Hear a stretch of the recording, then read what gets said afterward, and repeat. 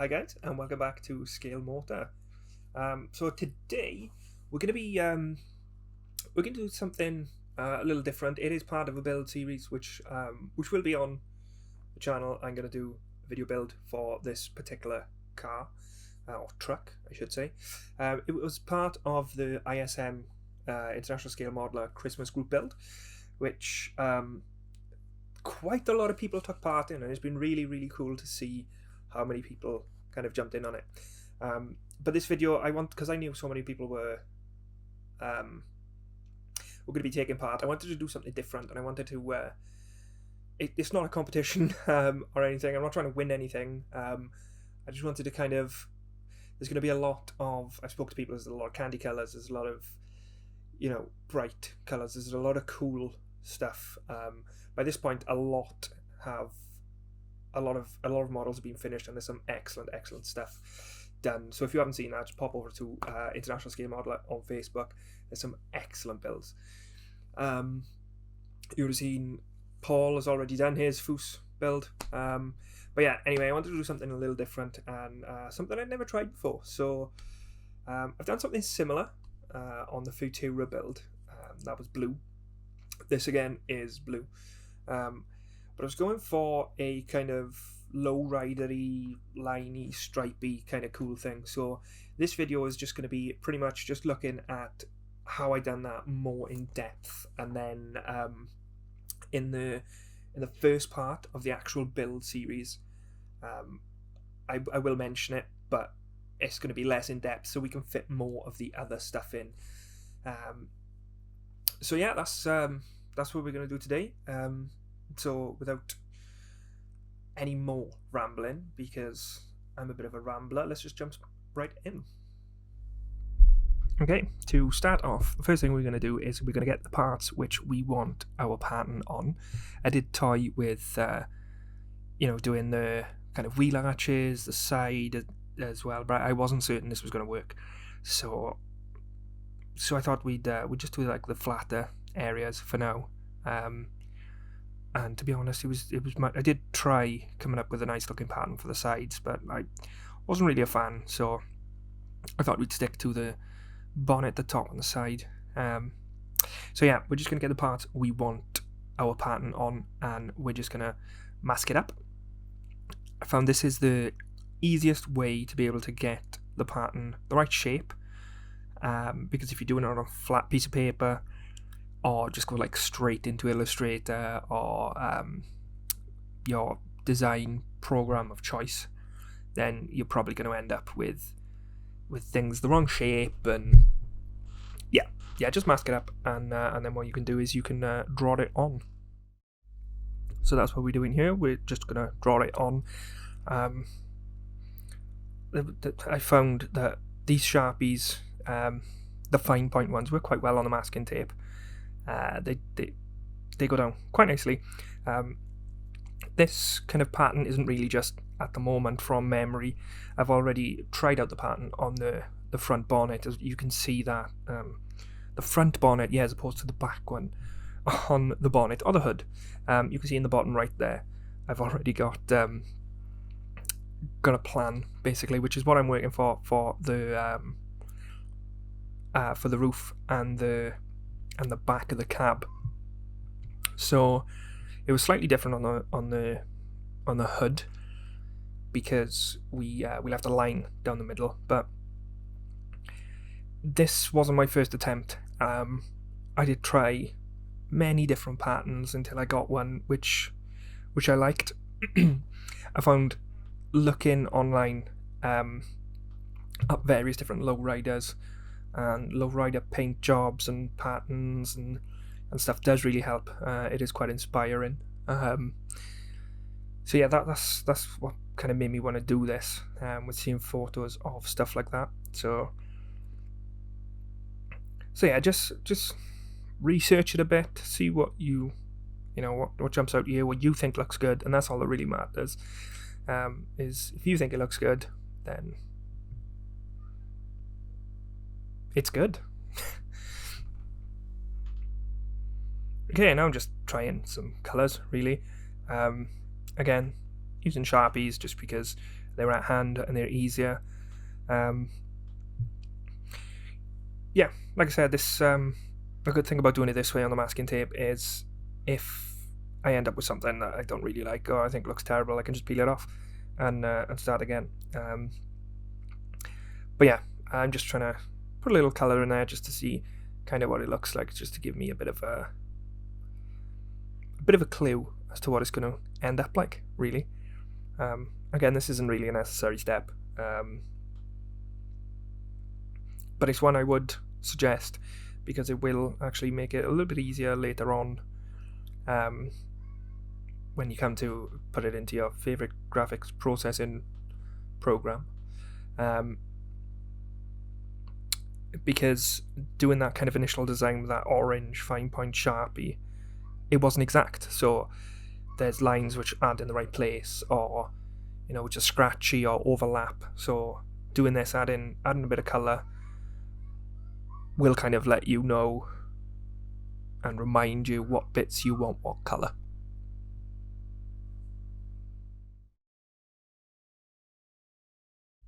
Okay, we just grabbed this silver paint pen just to kind of show me where I wanted silver. I was originally going to go for kind of a brighter silver on these parts. I was thinking maybe trying to mask it and just spray silver at the end, but then I thought no, I wanted to keep the kind of the depth and the layering kind of feel to it. It did look a lot more colourful here than it ended up, and I'm kind of glad, to be honest, just because it at the end it's a little bit more subtle. But I mean, you could do it your own way. You can have the most vibrant colours you want. You can have the more colours the merrier, I suppose. Now what I'm doing now is, because I've masked up the back of the cab as well, I'm joining the top and the bottom just so I can peel it all off as one, just because they kind of, it's the back of the cab and the roof are kind of meant to line up, so I wanted to take it all off as one, just so I didn't really ruin anything. My original plan was to peel it all off, stick it to a piece of paper, and then join the lines just to make sure everything did join, but we didn't go down that route. I did stick it to the paper, as you will see shortly.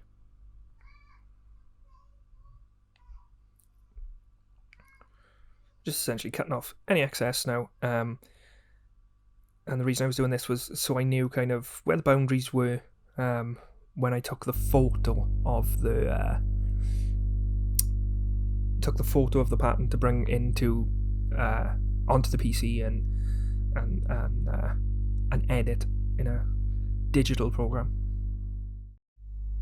Okay, and this is where we start peeling it off. You can see on the roof I've got a thick black line, which I done with this Bic biro, and that was to kind of be my super duper outline. That's where the kind of panel ends on the car, just to give me that do not shoot over this line kind of thing. And I could use it then to help kind of line things up and scale my my digital drawing. So yeah, we're just going to peel it off gently, because we want it to try and come all off as one, and you don't want to rip it, because then it would probably be a nightmare lining it all back up, and you may have to start again, which would suck, especially if you've taken as long as I did to come to a decision about the final design. I'm just trying to, I was checking my watch there. I wasn't just trying to let gravity do the work for me. There we go. Once you've peeled that off nice and gentle, get a nice piece of paper, a nice clean piece of paper, unlike what I've got in the background, and just stick it down. And that's the good thing about doing it this way, is you can transfer the shape to a flat shape to make it easier to edit, and it's what we're really going to need when it comes to cutting.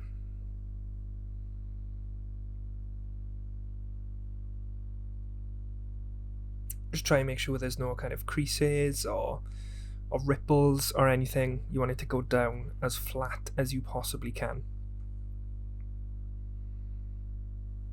You could use a spudger or a card or anything. But once we got that done, we're just going to quickly go in to getting the body ready. So we primed it with UMP Gloss Black Primer. We ended up with, I think it was 3 or 4 coats. My first coat, normally I go around the edges and do the kind of annoying little bits, bits which are easily missed, or the kind of nooks and crannies, just to make sure we've got them, and on the bottom as well, just along the inside, just in case that can be seen once we're done. And we can do the same to all pieces of body. I say all pieces, I did forget to do one piece, which I ended up painting a different colour, but it didn't look too bad. It fit in with the engine bay, which was great for me. And in the final product, it doesn't really, you can't really notice it. Just be careful with parts like this when you're priming and painting, because that kind of little crease at the top of the wheel arch, where the wheel arch kind of meets the bed wall, that can be a little annoying. And also inside the bed kind of walls in the corners, because it's all one piece, when you're painting, the paint can kind of bounce off and dry and swirl, and you can end up with a bit of a dodgy texture in corners and stuff. So just pay extra careful attention there.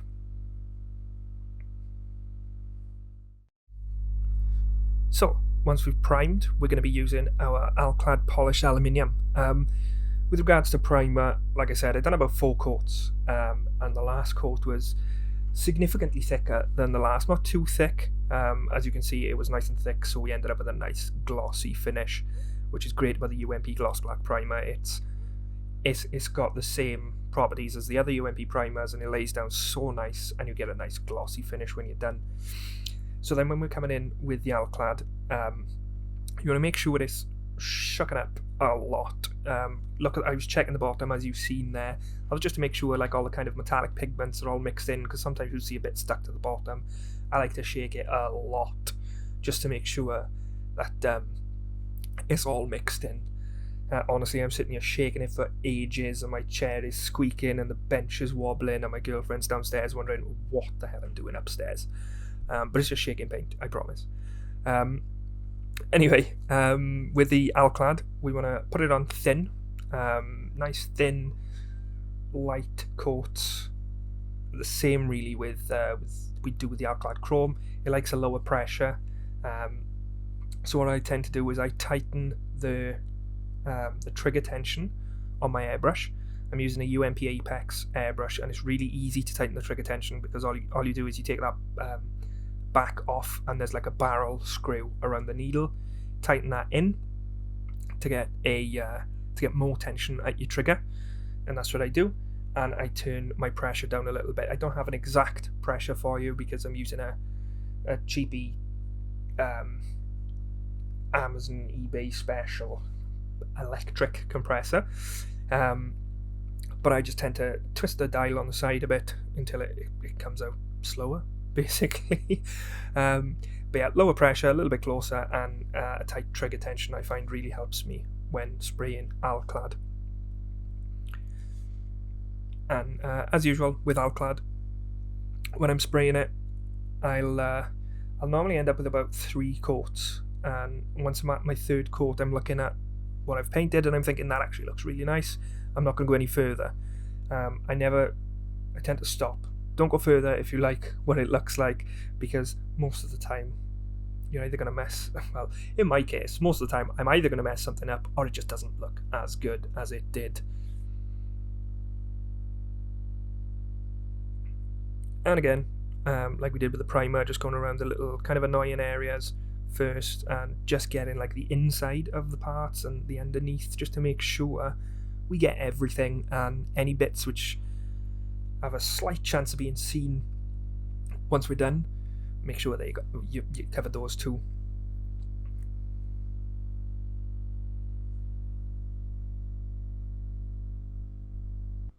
And here we go, jumping back in later, and this is the third and final coat. As you can see, we've got, fourth and final. I remember now, I done four. A little bit thicker this time, because I didn't want the super kind of shininess. But yeah, there we go, we got round to our fourth coat. And it was at this point I realised I totally forgot this part, because these parts can be seen once you fit the kind of bed on. I didn't want to do the steps, I wanted to keep them a different colour, and it didn't matter really about the bed, because we ended up using some actual wood for that, so that was going to be covered. I knew that, so I just used that to grip onto. Now, if you're using Alclad to do this, I think this is one of the most important steps. We're clear coating over the Alclad because it can be quite delicate when you mask it. Speaking of delicate, you can see I was very delicate with that aqua gloss, because I was shouted at in the Hangouts for shaking it. Apparently, I'd never used it before, and apparently if you shake it, it can end up not looking great. And it does actually say do not shake on the side of the bottle, which blew my mind. But I haven't shaken it since, and I've treated it like a nitroglycerine filled souffle, and I've been super delicate with it. And yeah, I decided to use it on the Alclad because it is Alclad, and it done a very good job. I think it was 3 coats of this.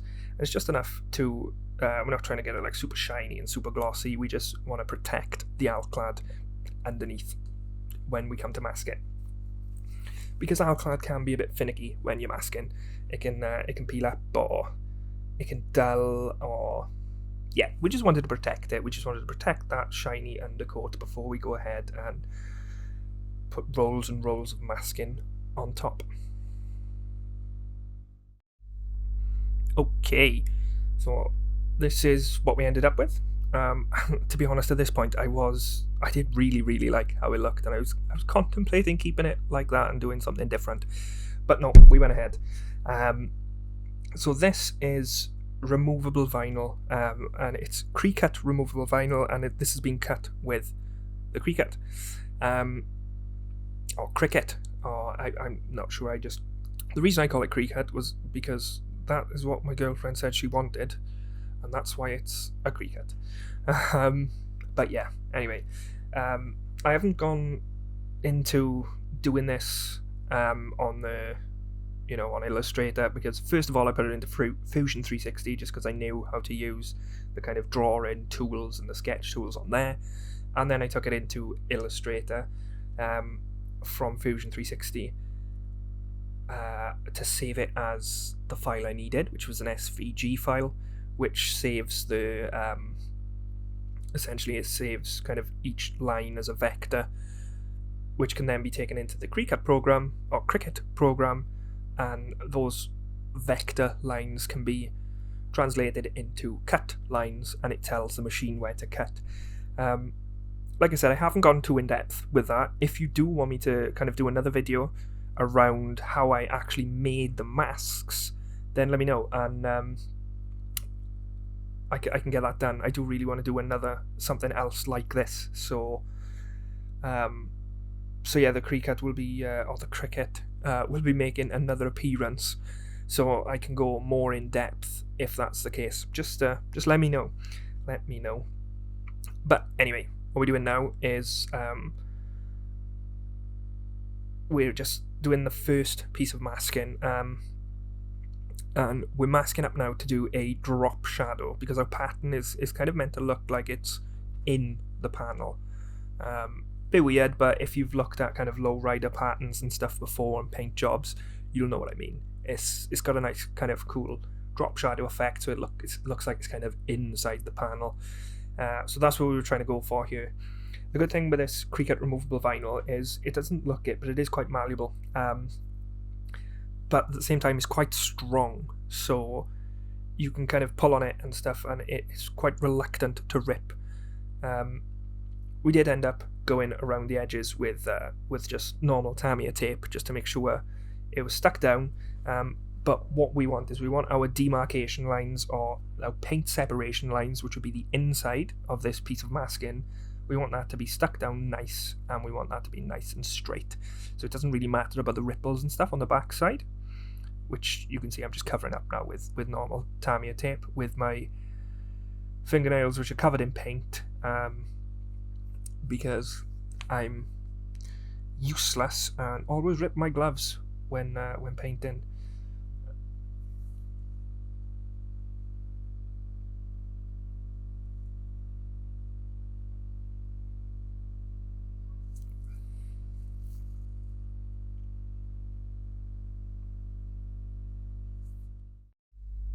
And we also give the back of the cab and the bonnet the same treatment. Like I said, just the main part is the inside where the paint is going to be separating. Don't worry too much about the outside, because that can be covered with your regular Tamiya tape or Aizu tape or whatever tape it is that you use.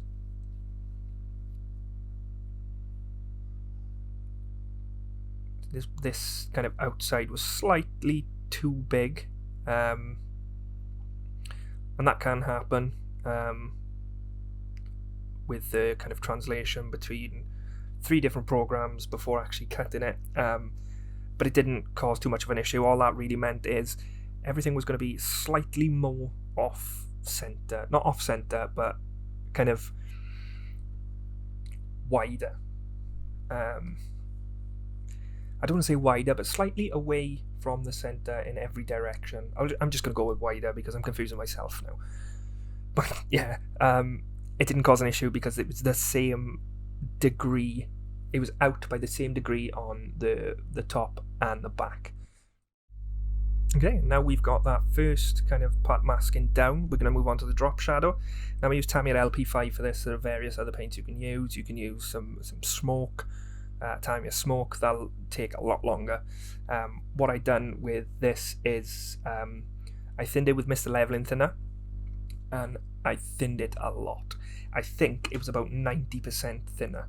I think it was at least 90% thinner.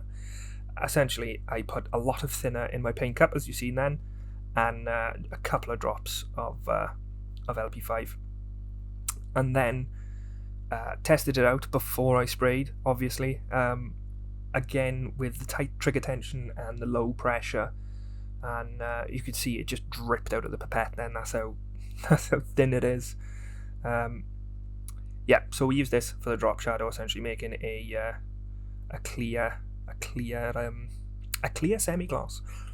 I'm using, all through this video, I'm using the 0.2 needle conversion in the Apex, just because it's well, it's a smaller needle, so I get less paint out. I get a smaller spray pattern. That combined with the lower pressure, the tighter trigger tension, and the thinner paint makes it easier to get like some subtle painting and some subtle shadowing. I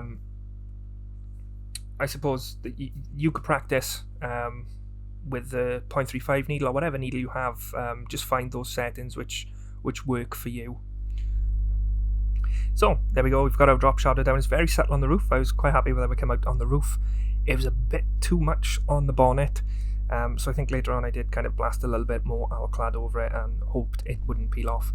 But now we've got that part on, we're going to leave this masking on because we're gonna, after this, we're going to move into colouring. So we don't want any extra colour outside of where this drop shadow is, so this masking stays on till like the very end, pretty much.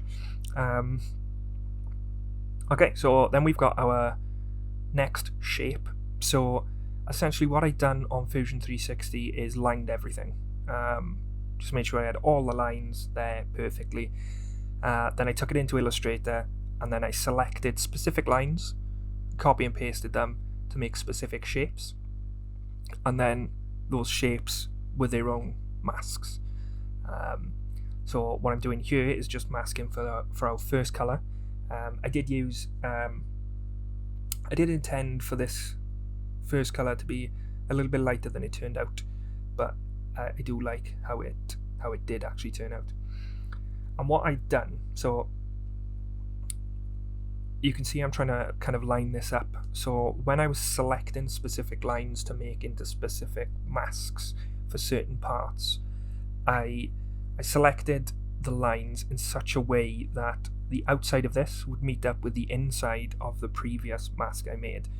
It might sound confusing, but essentially all I've really done there is just made one big mask with these 3 cutouts, just out of 2 separate pieces.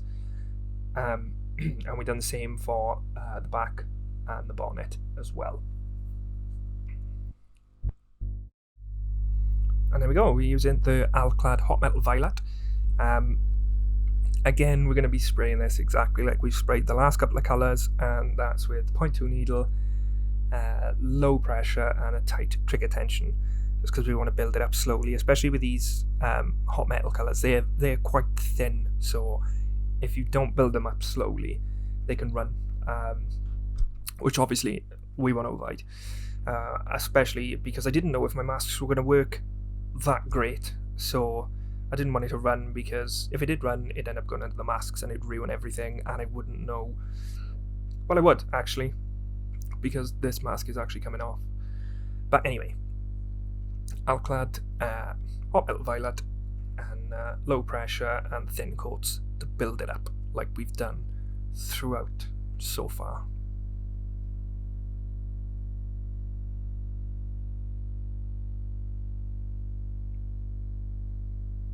The hot metal, I think, looks really, really good over a nice shiny base. I could have used the Alclad candy colours, and I was really thinking about it, but I had the hot metals, and I really, really, really wanted to get this done. I didn't want to wait until payday to buy more paints and wait for them to come, and yeah, I just really wanted to get stuck in, so I thought, these will do, and they did. They turned out quite well, and I was happy with the result.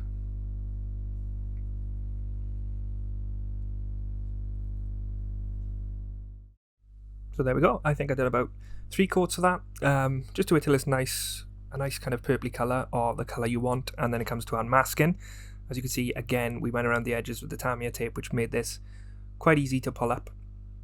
As you can see, this removable vinyl is removable, but it's still quite sticky, which is why I wanted to go for that aqua gloss, or at least a clear coat, just to protect the Alclad from underneath. You want to make sure these you give the hot metals a little bit to dry, but not too much, because I did at one point leave the masking on for a little bit too long, and it did kind of pull away the edge of where I'd painted, and I had to touch it up with a brush paint. But at this point I was landed, because I realised that my masks did actually work. I had no bleed at all with the purple, and yeah, it was a bit of a momentous occasion. There we go. But no time to stop, because we had more masking to do. So this, again, I cut down the middle, like I did with the outside one, just because it was a little bit too wide. I also covered up the purple, which I had just painted with another mask, another couple of masks which I'd already cut. But yeah, this wasn't too bad to line up, thankfully, because again, this kind of butts up to the previous masking.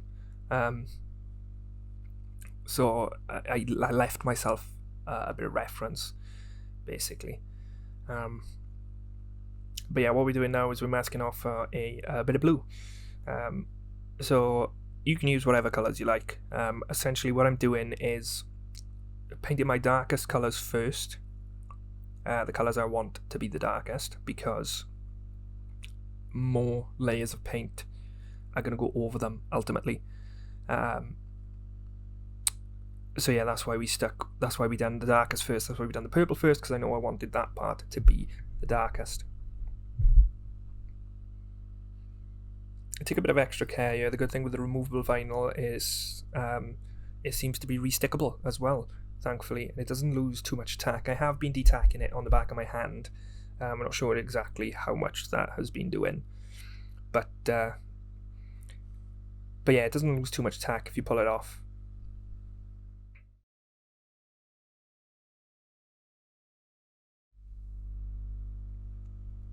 Okay, and once we've done that, we're onto the blue, and again we are using Alclad Hot Metals. We're using the Hot Metal Blue.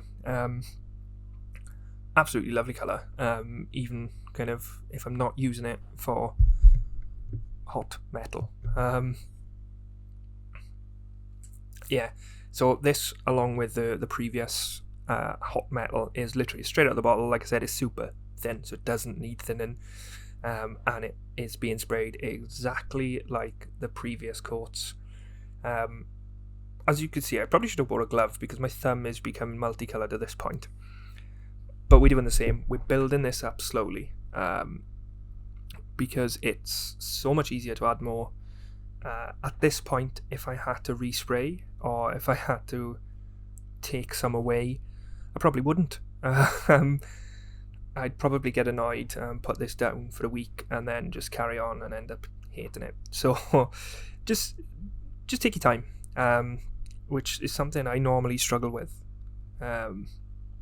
It's taking my time. I just want to get things done, and I just want to see the end result, which is not the best way to look at things. Enjoy the process, and I have started enjoying the process a lot more. Not that I didn't. I mean, I've started taking my time so I could prolong the process to enjoy it even more. But yeah, essentially what I'm trying to say is just take your time.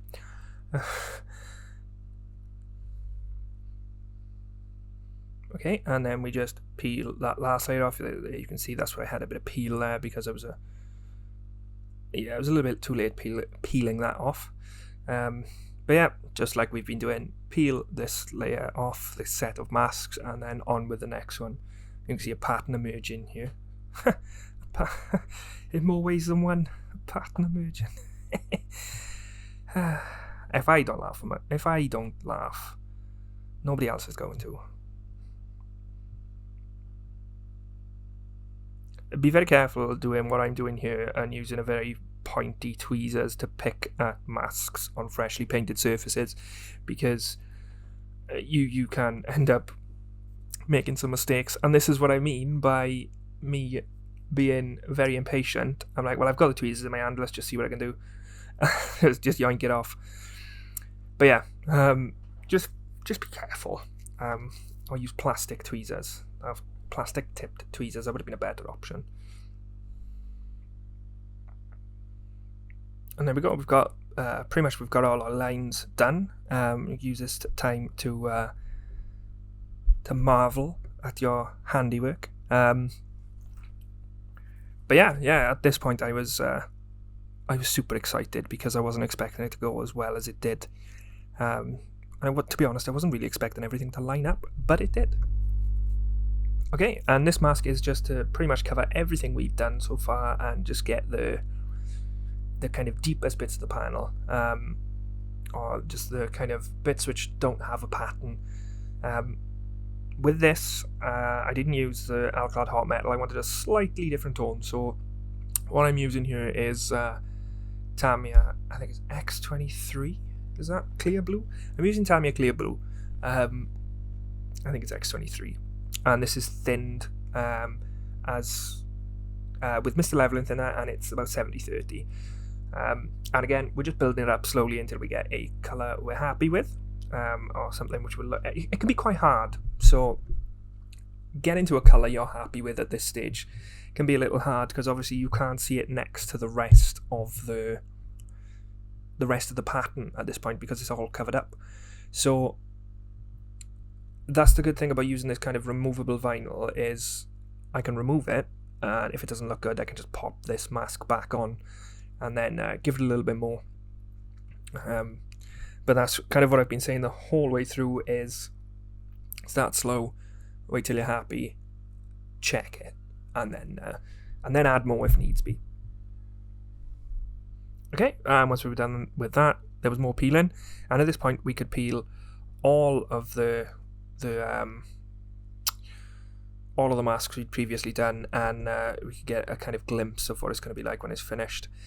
And again, much like when I'd done it just all silver, at this point I was kind of like, that looks pretty cool. I kind of want to leave it like that.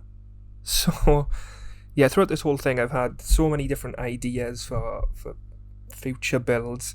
I really want to build another foose truck, leaving it a kind of metal finish like the polished aluminium, and maybe using the airbrush to do some kind of fake panels, like you'd see airbrushed, with some fake airbrush rivets to kind of look like paneling on an old aircraft, and do a shark mouth maybe, and some other cool stuff like that. But yeah, that's where one of the things I really enjoyed about doing this way is I ended up with so many other ideas to put in the idea bank. It was quite inspiring. Yeah, really enjoyed. The next task was to mask off all the silver lines. Now this was tedious. Quite easy though, because the masks, the way they just cut the shape, so they go straight on. But I didn't want to put you guys through all of that. So yeah, essentially it's just picking and sticking for that part. So I've cut that out. Then we're going to come in with the Alclad hot metal blue yet again. We're going to do what we done with the primer, what we done with the polished aluminium. We're going to get the kind of annoying areas first, and then slowly build it up. I did start realizing that it wasn't covering really well on bigger areas. And at first I thought it was just because of the nature of the thin paint. But now, watching the videos back, I've realised that it was because I was still using the 0.2 needle. I think actually it might be because I was still using the 0.2 needle. I'm not entirely sure, but just be careful because it can pool in some areas. So just watch out for that. But what we're doing now, and the reason we've masked off these silver lines and thrown the Alclad paint all over the bench, as you've seen there, the reason we've masked off these silver lines is we don't want them all the same colour. We do, they're silver. We don't want them all the same brightness, shall we say. We want some darker because we want them to look like they're kind of on different layers. So we're going to mask it all off like we have, and we're going to use our clear colours, whichever clear colour it is you're using, to just go over everything at first, and then we'll selectively start peeling off some of these silver lines, just so some get more layers of our clear paint and some get less, and the ones with more layers will be a much darker, bluer silver, I suppose, than the ones we unmask last. So I guess it's not silver, it's all just various different colours of blue, but yeah, that's essentially what we're going for. So kind of work it out in your head what you want the kind of brightest lines to be and the darkest lines to be, and you want to take the mask off for your darkest lines sooner. Okay, there we go. We've got our first layer of that blue down, and now we're just going to take off the ones we want to be the darkest. I do realise at this point that these outside lines, which I'm peeling off now, I did want to be the lightest because they would have been the highest in the kind of layers of the pattern. But I took them off far too early, and I couldn't really be bothered putting them back on. And apparently I couldn't be bothered peeling them off on camera. So yeah, I do apologise for that, but you're not missing much. All I'm doing there is peeling, as you can see. There we go. That's what I realised. I'm being a melon. And there we go. Okay, now carrying on again with the Alclad Hot Metal Blue. And now we're just going to go over these parts which we peeled off last time. We've still got some masking on there because these are going to be brighter. Originally, my original plan was for these last kind of brightest parts to be silver. I was going to mask it off and spray chrome, but I decided not to. I decided I quite liked the kind of more subtle look, how it ended up. And again, we're just going to treat this like we're actually painting, and not just focus completely on the pattern, because we are now doing our colour coats. So make sure we go around everywhere. We're going to build it up slowly, and we want to make sure that we're getting all the kind of nooks and crannies and the crevices and the annoying fiddly bits and the bits which you're more than likely going to see once it's all done. Okay, there we go. We've done that layer of blue now. Layer, coat. It annoys me that I say layer, so it probably annoys other people that I say layer when I mean coat. But anyway, we've done that coat of paint. So yeah, now we're just going to peel off a little bit more of the masking. And again, apparently this is a secret because I'm doing it off camera. But, but yeah, we're just going to peel off our next layer of masking. I can't remember if this was the last layer of masking. I think I did just rip it all off at this point. Yes, I did. I did just rip it all off at this point. There we go. So yeah, we've masked everything. We've gone through everything. We've painted all our different color layers and color coats, and now we're on to pretty much the final kind of color coats. For this, we opted for, as you see me grab there, X23 Clear Blue by Tamiya again. Just because this covers a lot better and easier than the hot metal, because the hot metals aren't really meant for big area coverage, I don't think. And with this X23 or the at least the Tamiya acrylics, you can actually go a bit thicker with them without worrying too much about running. And that's what I wanted. I wanted to get a nice kind of candy, kind of thick, glossy coat before I went on to 2K.